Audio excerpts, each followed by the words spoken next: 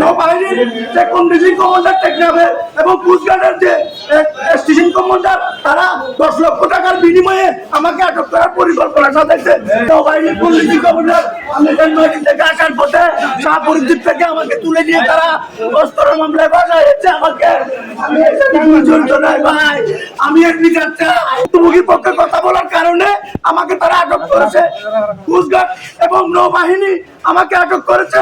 আমার কোনো মামলা নাই, কিছু নাই, তারা আমাকে আটক করেছে। আমি বাংলাদেশ মাননীয় সরকার ডক্টর ইউনূস এবং স্বরাষ্ট্র উপদেষ্টার আমি এর তীব্র প্রতিবাদ চাই। আমার এই সুষ্ঠু তদন্ত করার জন্য প্রশাসনের নিকট অনুরোধ জানাচ্ছি। নৌবাহিনীর যে কন্ডিশন কমান্ডার টেকনাফের এবং কোস্টগার্ডের যে স্টেশন কমান্ডার তারা 10 লক্ষ টাকার বিনিময়ে আমাকে আটক করার পরিকল্পনা সাজাইছে।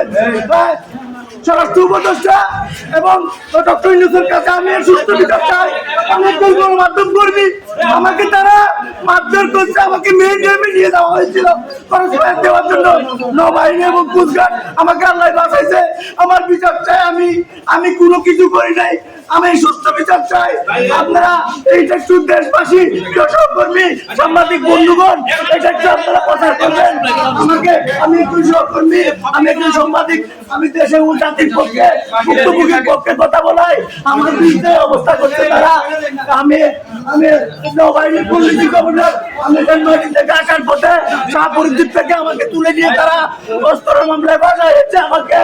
আমি জড়িত নয় ভাই, আমি এর বিচার চাই।